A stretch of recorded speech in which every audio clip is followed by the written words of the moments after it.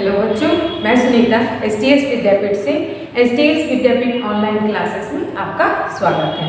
तो बच्चों, आज हम 5th क्लास में और साइंस के सब्जेक्ट में चैप्टर नंबर 14 के बारे में जानेंगे। ये चैप्टर नंबर 14 का लास्ट वीडियो है, यानी 3rd वीडियो है, जिसका नाम है चट्टानें, खनिज तथा मिट्टी। क्या है? चट्टानें, खनिज तथा मिट्टी, रॉक्स, मिनरल्स एंड सॉइल।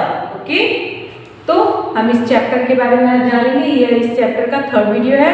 तो सबसे पहले आज हम जानेंगे इसके पहले पॉइंट के बारे में। इसका पहला पॉइंट है आज का मृदा अपरदन। क्या है? मृदा अपरदन मीन्स सॉइल इरोजन। क्या है? Soil erosion. मृदा मीन्स क्या होता है बच्चों? मृदा मीन्स होता है मिट्टी। मिट्टी को हम मृदा भी कहते हैं। तो सबसे पहले हम इसमें पढ़ेंगे मृदा अपरदन मीन्स सॉइल इरोजन। ओके, मिट्टी एक प्राकृतिक संसाधन है, यानी यह प्रकृति का दिया हुआ एक संसाधन है। इसे मनुष्य ने नहीं बनाया है, ये पहले से इस धरती पर मौजूद है। यह धरती का सबसे ऊपरी परत होता है जहाँ मिट्टी होती है, ठीक है, जो हम लोग देखते हैं और उनके बारे में जानते हैं। मिट्टी के कारण ही हमें पृथ्वी पर हरियाली दिखाई देती है। अगर मिट्टी उपजाऊ है तो उसमें हरी हरी घास, हरी हरी फसल जो है वह आसानी से उगती है, यानी उसकी उपजाऊ होने के कारण उसमें बिना कुछ किए वो हरी हरी घास, हरियाली बनी रहती है। मिट्टी के कारण ही इस जगत में जीवन संभव है, यानी अगर मिट्टी ना हो तो किसान ना फसल उगा पाएंगे, ना अनाज यानी अनाज जो है उगा पाएंगे, ना ही अनाज की खेती कर पाएंगे। तो जब अनाज की खेती ही नहीं होगी तो हमारे पास खाने के लिए भोजन कहाँ से आएगा? जब मिट्टी नहीं होगी, जिसकी वजह से इंसान किसानी भी नहीं कर पाएगा, फसल नहीं बो पाएगा और जिससे हमें अनाज भी नहीं मिलेगा, तो हमें भोजन कहाँ से मिलेगा? तो हमारी जो ज़्यादातर ऊर्जा, यानी जो हम भोजन के लिए जिस पे डिपेंड है, तो सबसे ज़्यादा किस पे डिपेंड है? हम मिट्टी पे हैं, ठीक है। मिट्टी के कारण ही इस जगत में जीवन संभव है। मिट्टी नहीं है तो फसल नहीं है, अनाज नहीं है, जिसकी वजह से भोजन नहीं मिल पाएगा। मिट्टी से ही इमारतें, घर, ईंटें, मिट्टी के बर्तन आदि बनाए जाते हैं। पहले ज़माने में क्या होता था? ऐसे जो धातुएं हैं जिनके बर्तन आजकल बहुत बाज़ारों में मिलते हैं, अलग अलग धातुओं के अलग अलग प्रकार के बर्तन आजकल बाज़ारों में मिलते हैं।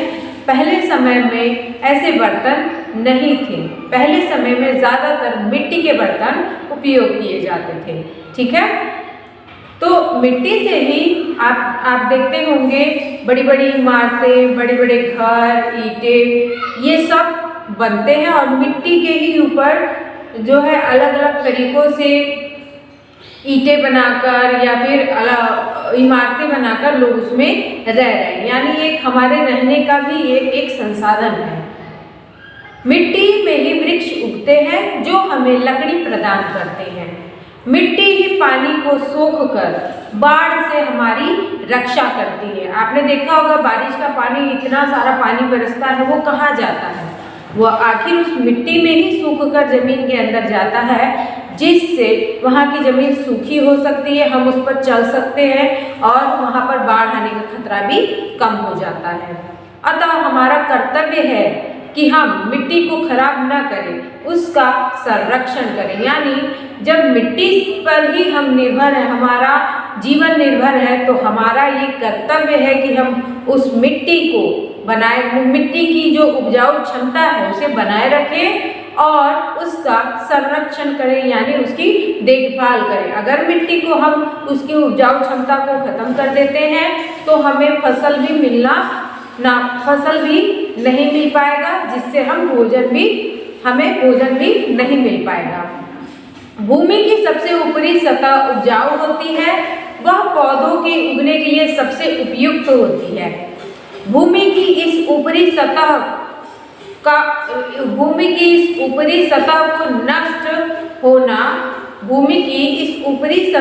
नष्ट होना मृदा अपरदन या भूक्षरण कहलाता है। क्या कहलाता है? मृदा अपरदन, मिट्टी की जो ऊपरी सतह है, मिट्टी की ऊपरी सतह का नष्ट होना ही मृदा अपरदन कहलाता है। जो मिट्टी है जहाँ हम खेती करते हैं उस सतह का नष्ट होना ही मृदा अपरदन कहलाता है या भूक्षरण कहलाता है। मृदा अपरदन निम्नलिखित कारण से होता है। इसके 3 कारण हैं, जल द्वारा, वायु द्वारा और मनुष्य द्वारा, जिसके लिए 3 लोग जिम्मेदार हैं, जल, वायु और मनुष्य, मृदा अपरदन के लिए। तो सबसे पहले हम जानते हैं जल द्वारा या अपरदन, मृदा अपरदन कैसे होता है। ठीक है,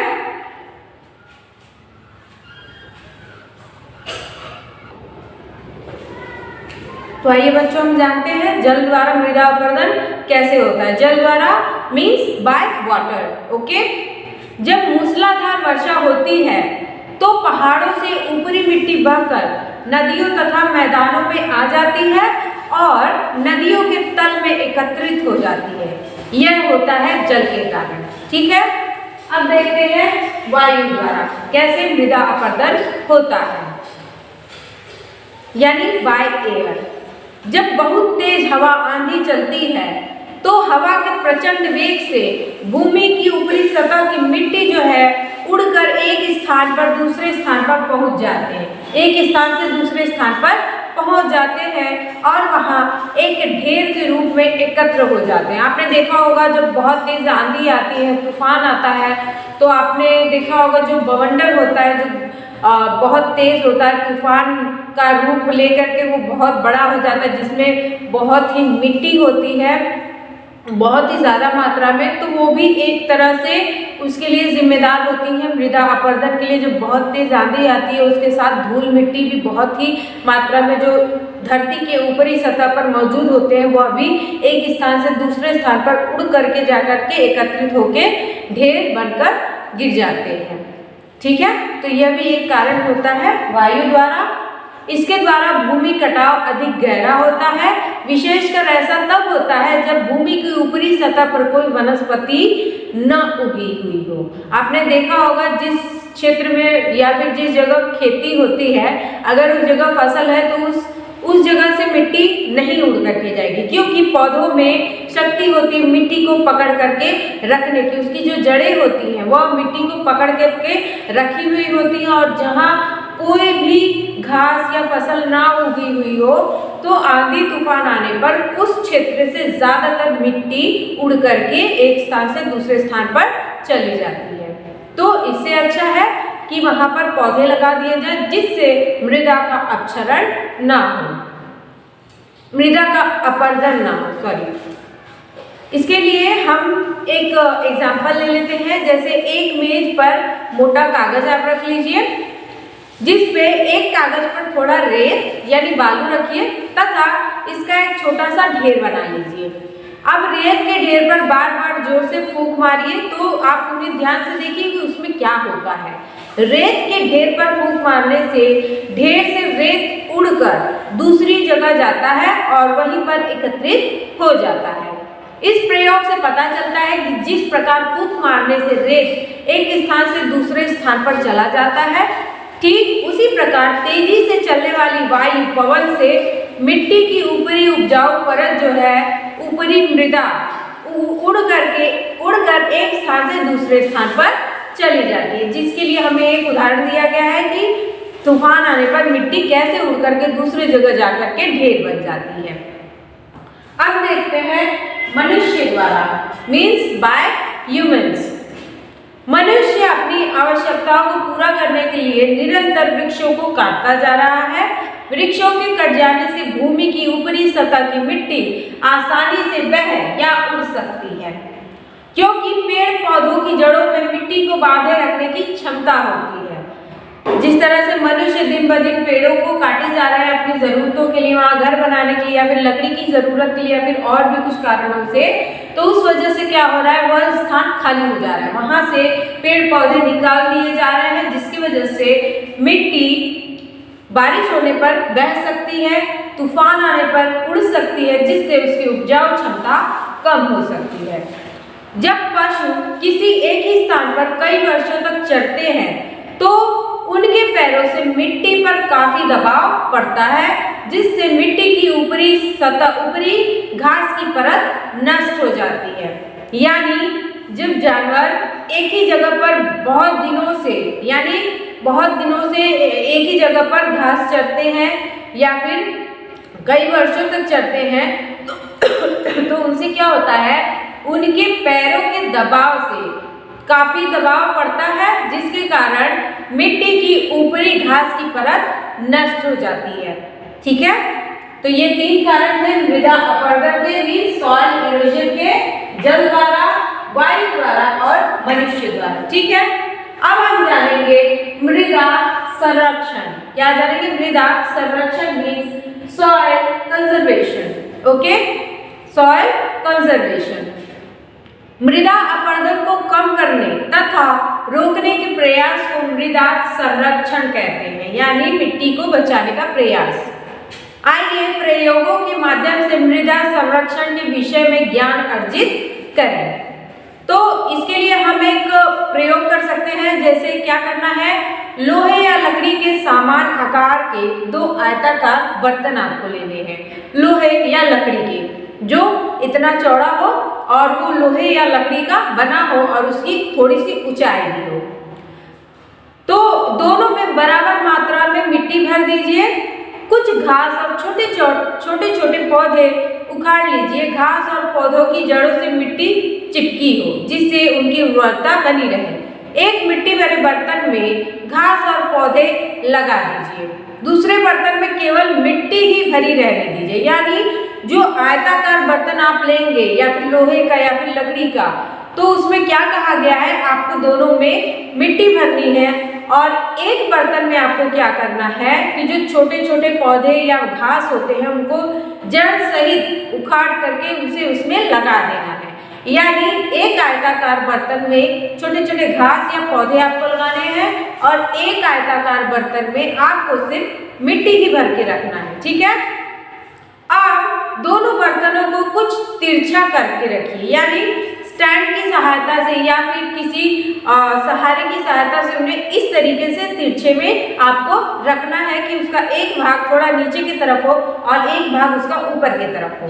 ठीक है, दोनों बर्तनों पर ऊपर की ओर के किनारे से धीरे धीरे पानी डालना है। अब आपको दोनों बर्तनों के निचले किनारे पर एक एक बर्तन इस प्रकार रखिए कि मिट्टी पर से आने वाला पानी इन बर्तनों में एकत्र होता रहे। यानी जब हमने उसे तिरछा रखा है दोनों बर्तनों को, तो हमें क्या करना है, उनके नीचे 2 बर्तन लगाने हैं, जिससे कि आप जब ऊपर से पानी डालेंगे उसमें, तो उसमें का पानी जाकर के उन दोनों बर्तनों में गिरे जो उनके सामने रखे गए हैं। बर्तनों में एकत्र जल को ध्यान से देखना है आपको। जब उसमें जल एकत्र हो जाएगा तब आपको ध्यान से देखना है।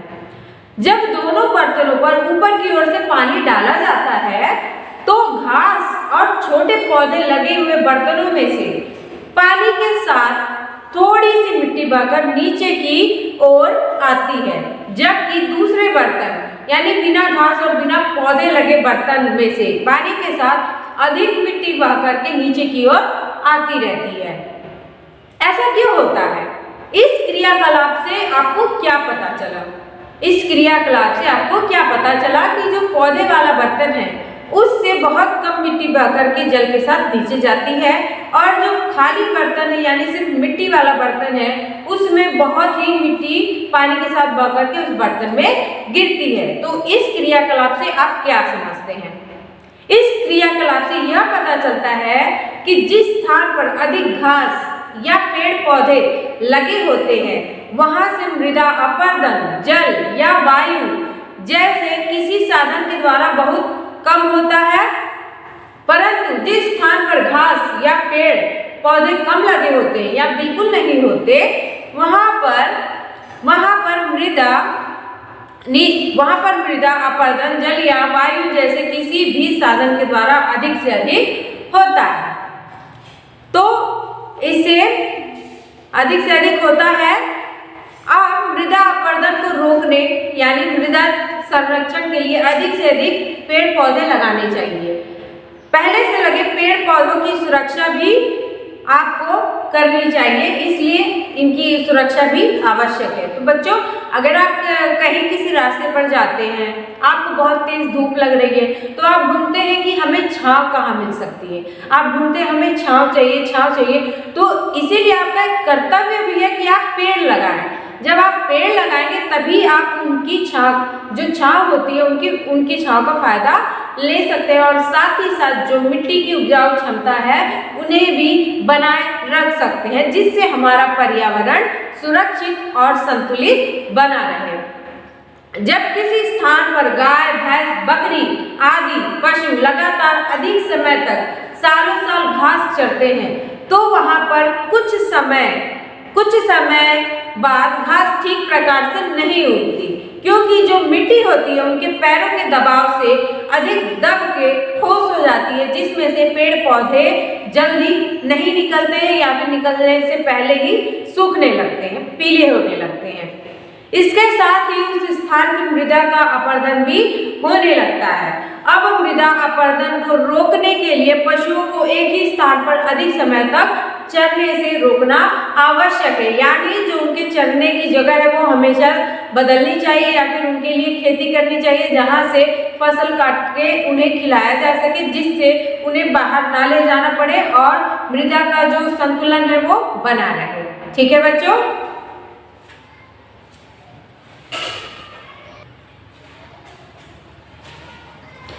तो बच्चों चलिए आगे बढ़ते हैं। इसके लिए हम एक क्रियाकलाप लेते हैं। समान आकार वाले दो आयताकार बर्तन लीजिए, जैसा कि हमने पहले उदाहरण में देखा था। दो बर्तनों में बराबर मात्रा में आपको मिट्टी भरनी है। दोनों बर्तनों को कुछ तिरछा करके रखना है, यानी एक भाग नीचे रहे और एक भाग ऊपर रहे।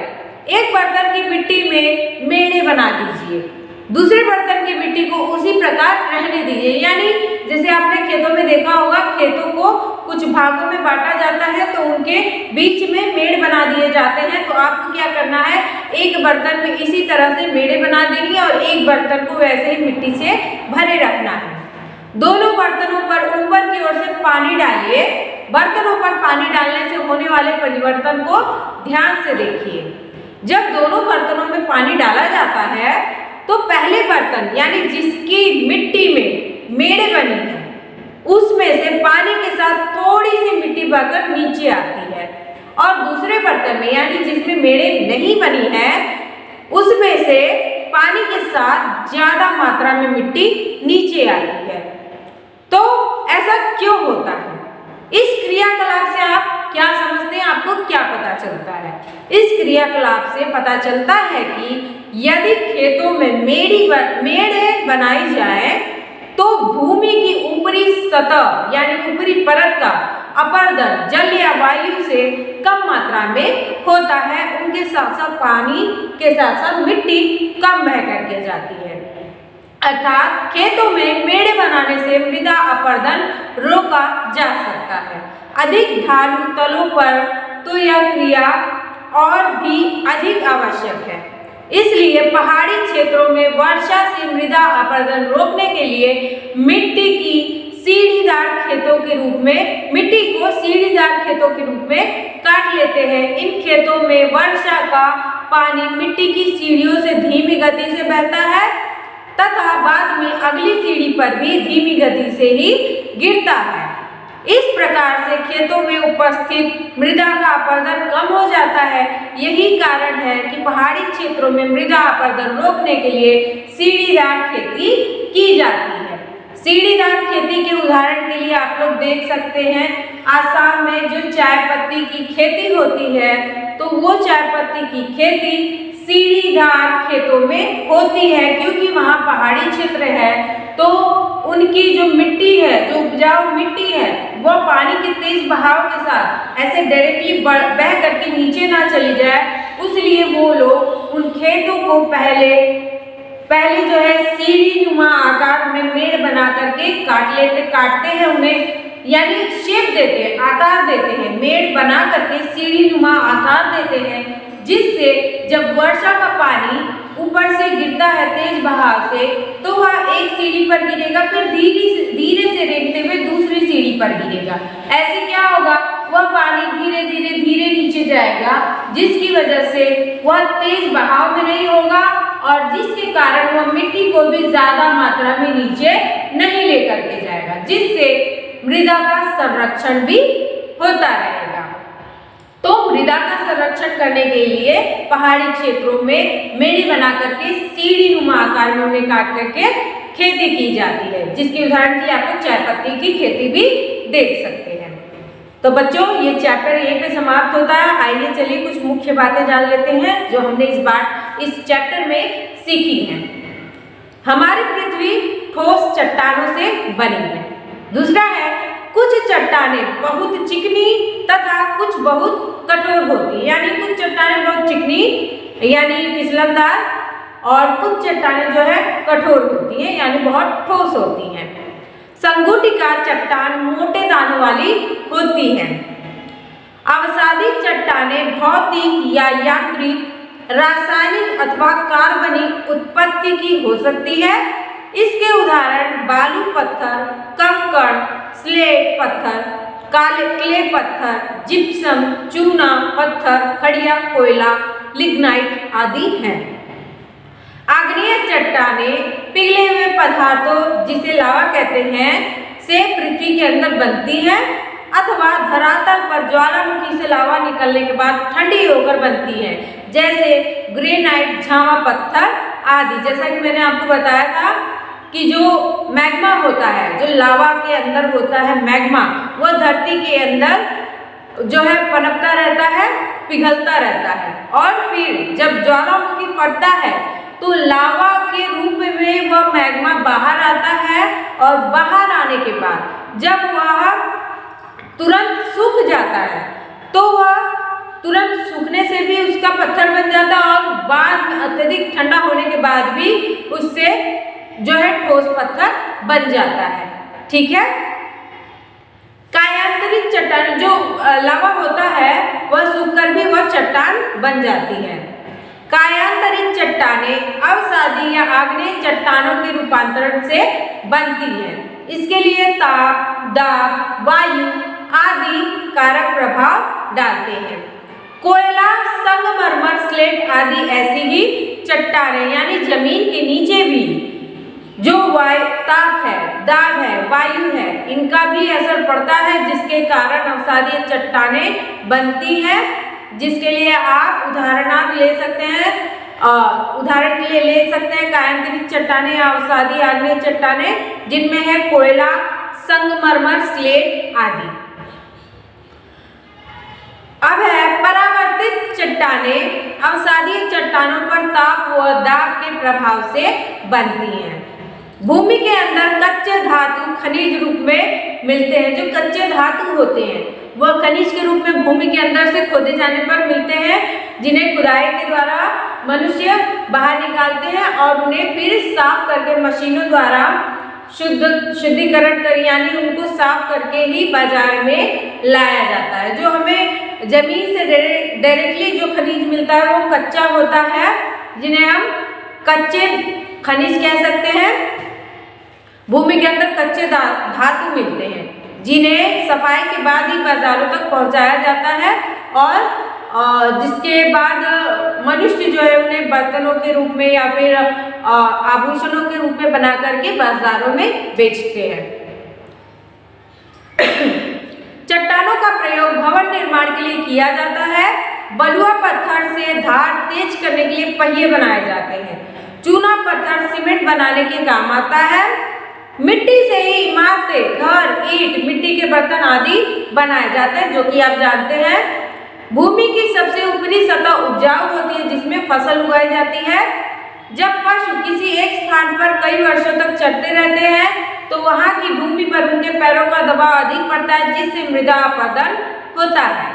मृदा को अपरदन से संरक्षित करना है मृदा संरक्षण कहलाता है। तो बच्चों आपको क्या करना है, आपका यह कर्तव्य है कि जहां आपको लगे कि यहाँ मृदा का अपरदन हो रहा है यानी मिट्टी की उपजाऊ क्षमता कम हो रही है, तो आप वहां पर छोटे छोटे पौधे लगा सकते हैं, जिससे मिट्टी की उपजाऊ क्षमता भी बनी रहे और वहाँ पर पेड़ पौधे लगने से वहाँ की जो मिट्टी है वो भी उसको भी नुकसान न पहुँचे और वहाँ का जो दृश्य है वो भी आपको सुंदर लगेगा और साथ ही साथ हमारा पर्यावरण भी संतुलित बना रहेगा। आपके एक छोटे छोटे कदम से भी हमारा पर्यावरण संतुलित हो सकता है। तो जिसके लिए आपको बस थोड़ी सी कोशिश करने की जरूरत है।